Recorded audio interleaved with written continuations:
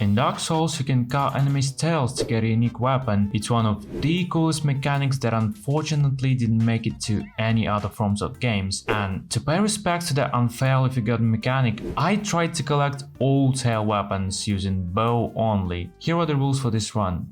The only weapon I can use to deal damage are bows and bare fists. No summons, no glitches or exploits, I can parry but riposte only with fists. If it's a boss, mini-boss, I have to kill him. The run is over when I collect all tail weapons. And oh boy, was it a fun challenge. Starting off strong by choosing Hunter as a starting class and coming up with a proper name. Since all tail weapons can be obtained following natural game progression, I didn't pick a master key and took Twin Humanities instead. First of all, I need to get out of the asylum, so after looking at how beautiful I am, bullying this poor soul and lighting my first bonfire, it is time to kick this fat ass. Time to grab the Estus flask, pick up a bow and take a strategically important spot, because in runs like this, you should take every advantage the game gives you.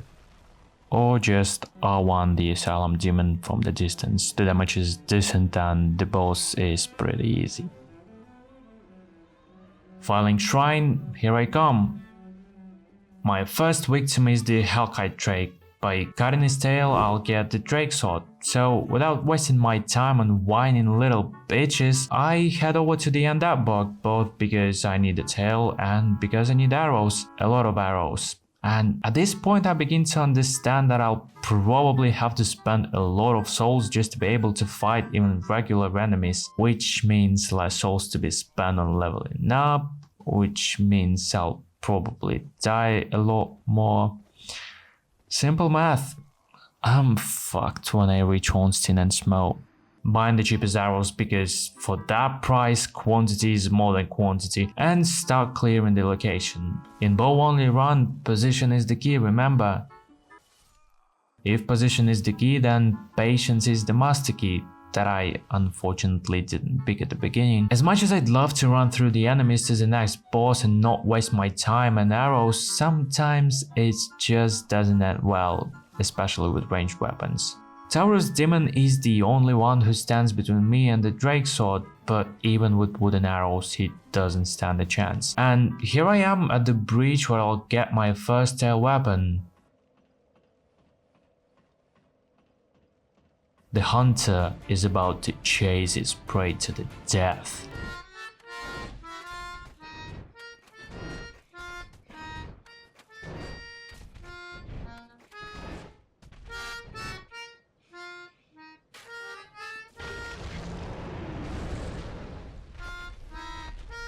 To complete the run, I have to kill the Drake, but I decided that I'll do it later since it's a waste of arrows now with that little damage I make. The next weapon on the list is Gargoyle Tail Axe, and this one is going to be a little tricky since A, it's going to be an open confrontation and I actually have to aim, and B, it's going to be two of them.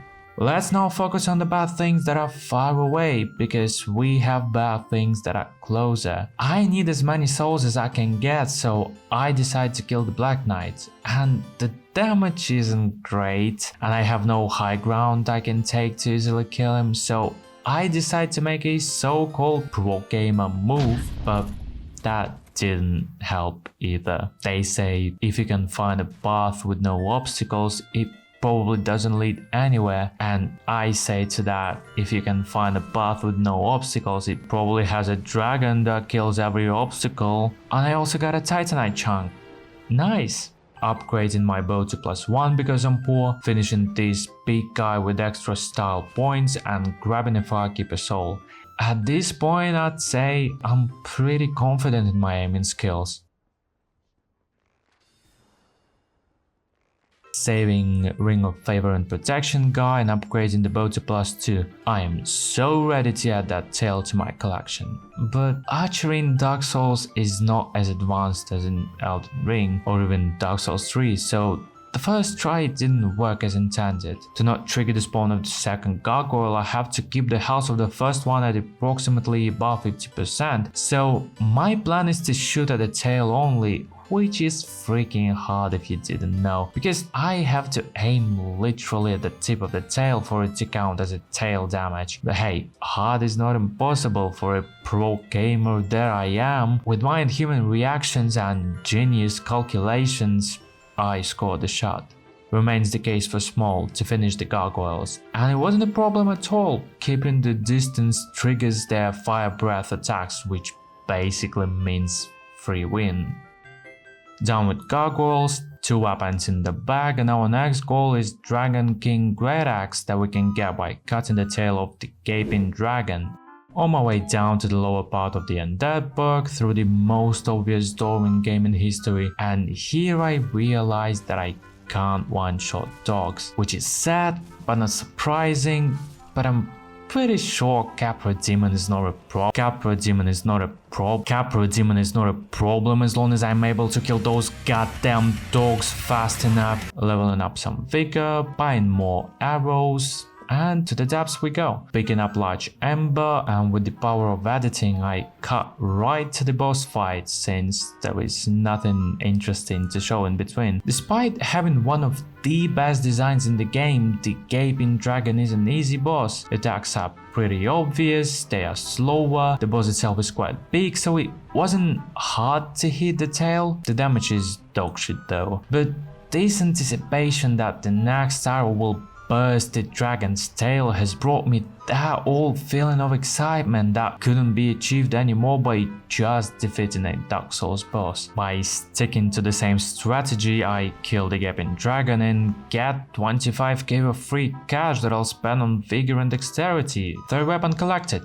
5 to go. Next weapon is the Dragon Greatsword that is located in the Ash Lake, a secret location that is conveniently located near the Blight Town. To get the sword I need to cut the tail of the Stone Dragon, the leader of the Path of the Dragon Covenant. I might sound like a weirdo, but I love Blight Town. I think it's an amazing location. I'm not going to clear it fully though. Casually walking through the whole area and I reach the Great Hollow, where a little less casually, I reach the bottom and enter the Ash Lake. Technically, since the Stone Dragon is not a boss and doesn't become one even after I cut its tail, all I need to do is to collect the weapon and call it a day, which I did.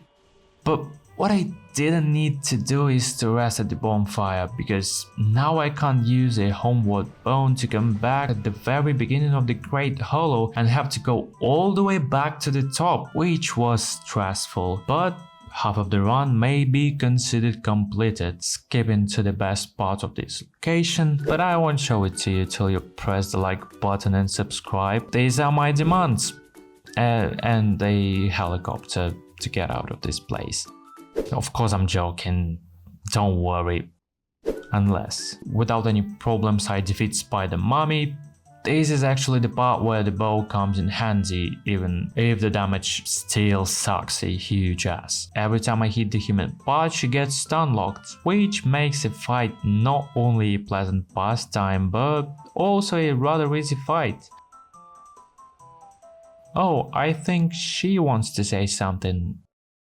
Before we skip to the next tail weapon, here is a quick recap of what I've done in between. Escaping the Blight Town, I picked up a Firekeeper soul, lost my souls that I planned to spend on arrows, upgraded the bow to +5 and bought more arrows. Killed Moonlight Butterfly to buy the crest of Artorias, farmed some souls, killed Faris to get the bow. When you don't know, that position is the key, am I right boys? Upgraded the bow to +6, picked up Grass Shield, Howl Ring, joined the Covenant to kill this guy to get his ring for fancy flips, asked for forgiveness to be able to come back to the Covenant. +6 bow still sucks huge ass, that's why I had to give them the taste of their own medicine. Fuck, that's ridiculous. Killed the Iron Golem, died and lost my souls because I'm a greedy Analondo, here I am. Do not forget to repair your weapon in time, kids. With the bow, this part is less stressful, that's for sure. Time for arguably the most iconic place of the whole Dark Souls, and I'm easily gonna make it first try.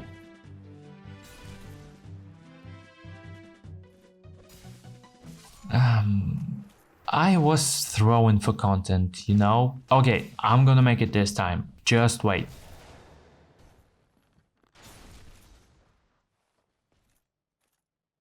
See? I'm a pro gamer. Have a trip, second pro gamer move in a short period of time. Sheesh. Do you guys still say that? Picking up Dragon Slayer Great Bow, upgrading Faris Bow to +9, buying more arrows, killing the bully in the gang. I think I'm ready to face Ornstein and Smough. I'm not naive, I understand that I'll probably won't be able to kill them on my first try, so I decided to test my limits to see how good I am at spacing and acting under the pressure of two actively attacking bosses, and it went as I expected.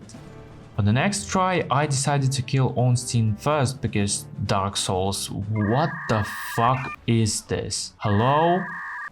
So yeah, Ornstein was the annoying one and there do it. But that also was a failure tactic. He opens less than Smough does, so I just wasted a lot of time just trying to hit him. So I switched to Smough. This big guy is slow and quite easy to hit, so with proper spacing the first phase should be doable. And it was, but I was worried about the Ornstein next, since from my memory he had some nasty hitboxes. My plan was to keep the distance and patiently attack the time he opens, and I think my strategy broke him. Being in the distance triggers his lightning spear attack, but I was lucky to hide behind that pillar, perfect enough to block his lightning spear but still let me hit arrows right into his body, and also perfect enough for Ornstein to repeat the same attack over and over again. That's right, position is the key. All of a sudden he breaks out of his animation loop and makes a different attack but falls for the same mistake again, and without a bit of shame I find a new perfect spot and finish the fight.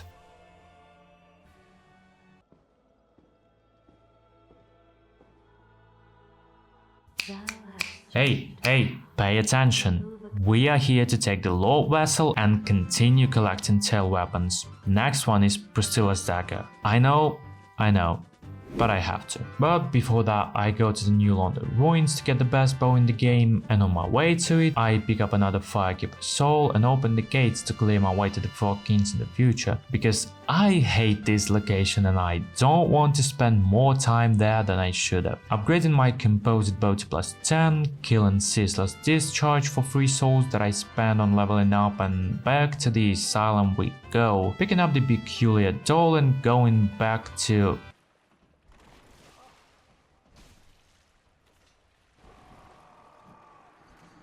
Never mind, killing this Trade Demon for another 20k souls, spending those buccaronis on myself, ready for the painted world of Ariamis, making my biggest mistake of this run, and at this point I deal pretty okay damage, at least to regular mobs, so the location wasn't a problem at all, except wheel skeletons. Fuck wheel skeletons. Opening the gate and I'm ready to add this fluffy tail to my collection. My biggest concern about this boss is to not kill her until I can cut her tail, because it's pretty fucking hard when it's so small. Shut up, Michael. And because she goes invisible. I even had to restart the fight a few times, but then I discovered that 3 shots with Faris' bow in a short period of time stunlocks Priscilla and makes her reveal herself. The solution to the invisibility check. All I have to do now is to aim properly. After hundreds of wasted arrows, I finally got the dagger. Then my dumbass thought I could just run and keep her alive. My plan was to come back to the Undead Parish, ask for forgiveness, and voila, Priscilla is no more hostile to me. Thus, I don't need to kill her. But remember this. To be able to walk back, I shouldn't have rested here, because now I'm locked in this area till I A. leave in peace as Priscilla asked, or B. kill her and leave the area. So yeah, I have to kill her. 5 weapons collected. Next one is the Moonlight Greatsword.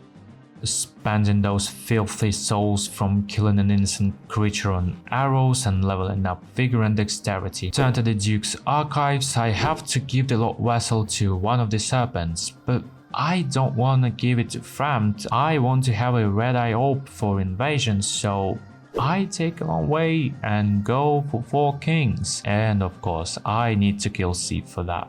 But let's not talk about that. Also, I decided that I need as many Estus flasks as I can have, so I headed over to the catacombs, dropping in the undead book in between. This parody of a dragon thought I forgot. Bought more arrows, jumped into the catacombs, killed Pinwheel, and returned to the Filing Shrine. Kindled this bonfire to 20 flasks, trust me, and to the New London ruins through the Darkroot Basin, picking up a very large ember, and now that I'm already here, to the abyss we go. The strategy for 4 kings is to stay as close to the boss as I can, which might sound stupid for rebow only build since distance is the only advantage of that weapon, but 4 kings fight is stupid, okay? The closer you are to the boss, the less damage his blade deals. So full heavy armor on and brainless R1 spam with healing in between. If I only had more flask, I would have killed them first try, using the shortcut from Filing Shrine to avoid unnecessary Estus usage. The problem is that I don't have enough damage to kill one king before the other appears, so I tried Dragon Slayer bow, poison arrows, but none of that worked. All that is left is to believe that this time I'll be able to tank more damage and kill them. Now I'm ready to enter the Duke's Archive, but before that, leveling up, upgrading the bow to plus 13, buying more arrows, killing the Hydra, reloading, saving Dusk of Full Seal, and to the archives we go. With both, this location was pretty chill, so let's skip to the best part. We wasted enough time on those 4 goofballs anyway. Seath is the pain in the ass, because he's constantly moving, letting you get to the tail only when he attacks, and even then, sometimes the tip of his tail you should aim at is clipping through the textures, which is annoying. Just give me your goddamn tail and die. I decided to use the Dragon Slayer bow to fully disrespect him, and also because it deals more damage, and since the tail is quite big it shouldn't be a problem, but mostly to disrespect him. Yeah. As soon as the Moonlight Greatsword appears in my pocket, I kill Seath as fast as I can to prevent further suffering.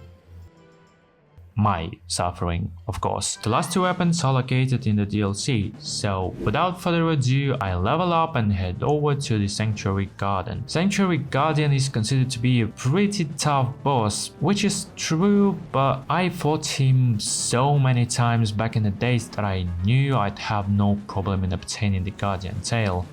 7 weapons in the bag, the last one to go. The last weapon of this run is the Obsidian Greatsword, a sword that you can get by cutting the tail of Kalameet, the mightiest dragon in Dark Souls. Kalameet is indeed one of the hardest bosses, so I think it's great that he's the climax of this run, but before that I have to kill Artorias. I know all his attacks by heart, all his openings, the way he moves, everything, and it would have been an easy first try if I wasn't too cocky.